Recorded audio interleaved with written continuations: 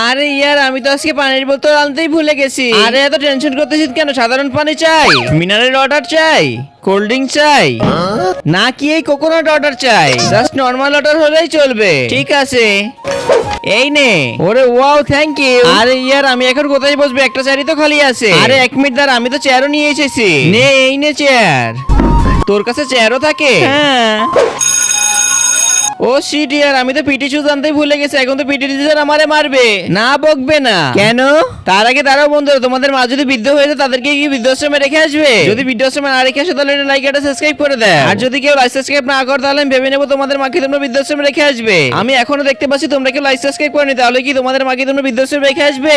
Because আমি এটা extra switch নিয়ে এটা পরে নে। ও ঠিক আছে। ইয়ার বাইরে তো অনেক বেশি বৃষ্টি হচ্ছে, এখন আমি বাড়ি যাব কি করে? আমার কাছে তো ছাতাও নাই। আরে এই না আমব্রেলা, আমি জানি না কার কোন সময় কোন জিনিস লেগে যায়, এই জন্য আমার ব্যাগে সব জিনিস আমি রাখি। ও থ্যাংক ইউ ইয়ার।